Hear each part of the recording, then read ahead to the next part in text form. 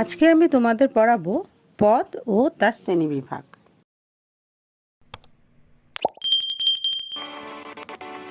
পদ কাকে বলে? বাক্যে ব্যবহৃত প্রতিটি শব্দকে পদ বলে। যেমন পাখি ফল খায়, এখানে পাখি ফল খায় তিনটি শব্দই এক একটি পদ। আবার বাক্যে ব্যবহৃত বিভক্তিযুক্ত শব্দগুলিও এক একটি পদ। যেমন বনে বাঘ থাকে। তাহলে এই যে বিভক্তি যুক্ত যে শব্দগুলো তোমরা শুনলে, বিভক্তি কাকে বলে এটা অবশ্যই তোমাদের জানতে হবে। বিভক্তি কি? বিশেষ্য, বিশেষণ, সর্বনাম, ক্রিয়াপদে বিভক্তি বসে, কিন্তু অব্যয়ে কোনো বিভক্তি যুক্ত হয় না। অ, এ, কে, গে, ইবো, ইলো, ইলাম, ইলে, ইতেছি, ইতেছ এগুলি হলো বিভক্তির চিহ্ন। পদের শ্রেণীবিভাগ। পদ ক প্রকার? পদ 5 প্রকার। কি কি? বিশেষ্য, বিশেষণ, সর্বনাম, অব্যয় এবং ক্রিয়া। বিশেষ্য পদ কাকে বলে? যে পদের দ্বারা কোনো কিছুর নাম বোঝায় তাকে বলা হয় বিশেষ্য পদ। যেমন কালিদাস, রাম, জামাকাপড়, ছাতা প্রভৃতি। বিশেষ্য পদকে আবার 6 ভাগে ভাগ করা হয়।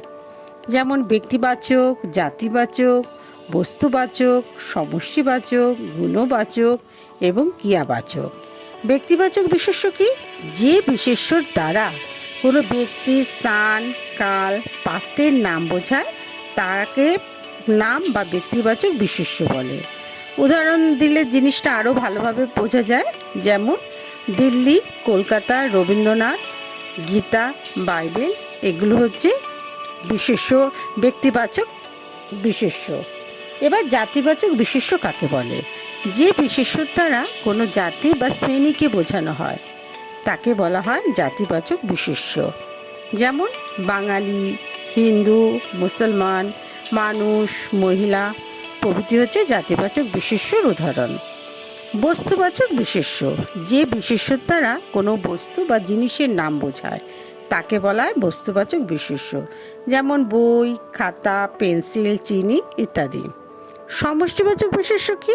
যে বিশেষ্যের দ্বারা ব্যক্তি বা বস্তুর সমষ্টিকে বোঝায় তাকে বলা হয়, যেমন সভা, দল, জনতা ইত্যাদি। গুণবাচক বিশেষ্য কি? যে বিশেষ্যের দ্বারা দোষ, গুণ ইত্যাদি বোঝায় তাকে বলা হয় গুণবাচক বিশেষ্য। যেমন দয়া, মায়া, ক্ষমা, হিংসা ইত্যাদি। ক্রিয়াবাচক বিশেষ্য কি? যে বিশেষ্যের দ্বারা কোনো কাজের নাম বোঝায় তাকে বলা হয়, যেমন খাওয়া, শোয়া, লেখা ইত্যাদি। এগুলো প্রত্যেকটাই হচ্ছে এক একটি কাজ। বিশেষণ। যে পদ বিশেষ্যর দোষ, গুণ, অবস্থা প্রভৃতি বুঝিয়ে থাকে সেই পদকে বিশেষণ পদ বলে। যেমন উদাহরণ দেওয়া যাক, নীল আকাশে সাদা মেঘের ভেলা।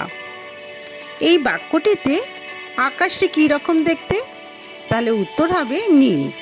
সেখানে কিসের মেঘের ভেলা? তার উত্তর হবে সাদা। এখানে নীল হলো আকাশের বিশেষণ এবং সাদা হলো মেঘের ভেলার বিশেষণ। বিশেষণ ক প্রকার? বিশেষণ 4 প্রকার। কি কি? বিশেষ্যের বিশেষণ, বিশেষণের বিশেষণ, ক্রিয়া বিশেষণ, ক্রিয়া বিশেষণের বিশেষণ। বিশেষ্যের বিশেষণ কাকে বলে? যে পদ বিশেষ্যের দোষ, গুণ, অবস্থা, সংখ্যা, পরিমাণ প্রকাশ করে তাকে বলা হয় বিশেষ্যের বিশেষণ। যেমন মানুষটি খুব সৎ। বিশেষণের বিশেষণ কাকে বলে? যে পদ বিশেষণের দোষ, গুণ বা অবস্থাকে কথায় প্রকাশ করে তাকে বিশেষণের বিশেষণ বলে। যেমন গীতা খুব ভালো নাচতে পারে। ক্রিয়া বিশেষণ কি? যে পদ ক্রিয়ার দোষ, গুণ, অবস্থা বোঝায় তাকে বলা হয় ক্রিয়া বিশেষণ। যেমন গাড়িটি আস্তে আস্তে চলছে। ক্রিয়া বিশেষণের বিশেষণ কি? যে পদ ক্রিয়া বিশেষণের দোষ, গুণ, অবস্থা বোঝায় তাকে ক্রিয়া বিশেষণের বিশেষণ বলে। যেমন গাড়িটি অত্যন্ত আস্তে আস্তে চলছে। এখানে আস্তে আস্তে ক্রিয়াপদের সঙ্গে অত্যন্ত বিশেষণ যুক্ত হয়েছে। সর্বনাম কাকে বলে? যে পদ বিশেষ্য পদের পরিবর্তে বসে তাকে বলা হয় সর্বনাম পদ।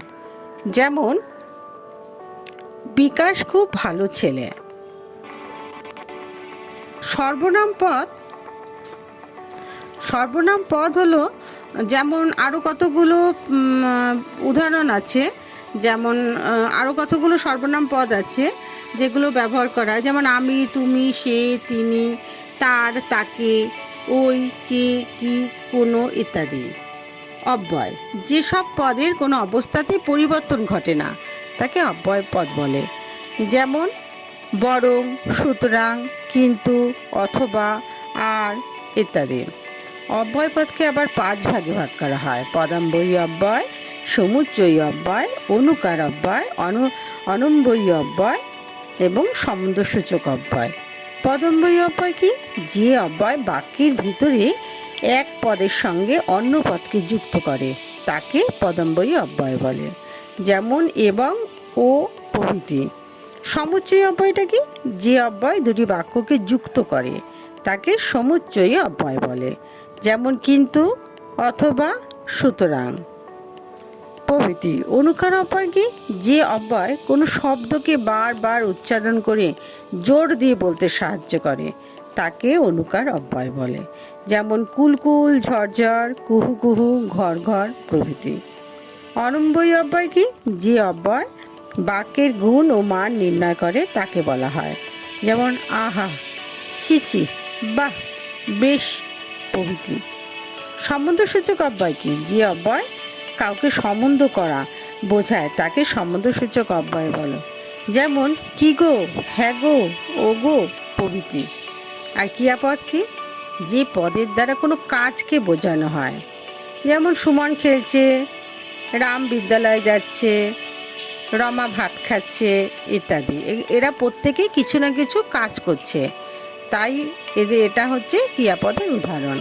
ক্রিয়াপদকে আবার 2 ভাগে ভাগ করা হয়: অসমাপিকা ক্রিয়া, সমাপিকা ক্রিয়া। অসমাপিকা ক্রিয়া হচ্ছে যে পদের দ্বারা কোনো কাজের সমাপ্তি হয়নি, অর্থাৎ শেষ হয়নি, তাকে বোঝায়, যেমন তিতলি পড়ে উঠে স্নান করবে। এখানে পড়া ক্রিয়াটি সমাপ্ত না করে তিতলি স্নান করবে না, অতএব পড়া হলো অসমাপিকা ক্রিয়া। সমাপিকা ক্রিয়া কি? যে পদের দ্বারা কাজের সমাপ্তি বোঝায়, অর্থাৎ কাজটা শেষ হয়েছে এমন বোঝায়, তাকে বলা হয় সমাপিকা ক্রিয়া। যেমন রাম বিদ্যালয়ে গেছে, এখানে যাওয়া কাজটি শেষ হয়েছে, তাই এটি সমাপিকা ক্রিয়ার উদাহরণ। সমাপিকা ক্রিয়া ও অসমাপিকা ক্রিয়া আবার কর্ম অনুযায়ী 3 ভাগে বিভক্ত, যেমন অকর্মক ক্রিয়া, সকর্মক ক্রিয়া, দ্বিকর্মক ক্রিয়া। অকর্মক ক্রিয়া কি? যে ক্রিয়াপদ কর্ম ছাড়াই বাক্যের অর্থ প্রকাশ করে তাকে অকর্মক ক্রিয়া বলে। উদাহরণস্বরূপ বৃষ্টি পড়ছে, বাতাস বইছে। এখানে পড়ছে ও বইছে দুটোই হচ্ছে অকর্মক ক্রিয়া। সকর্মক ক্রিয়া কি? যে ক্রিয়াপদ বাক্যের মধ্যে থেকে অর্থ প্রকাশ করে তাকে বলা হয় সকর্মক ক্রিয়া। যেমন অরুণ বই পড়ছে, দিদিমা গল্প বলছে। এখানে বই এবং গল্প হলো কর্ম, তাই এখানে পড়ছে এবং বলেন এই দুটি হচ্ছে সকর্মক ক্রিয়া। আর দ্বিকর্মক ক্রিয়া কি? যে ক্রিয়াপদের 2টি কর্ম থাকে তাকে দ্বিকর্মক ক্রিয়া বলে।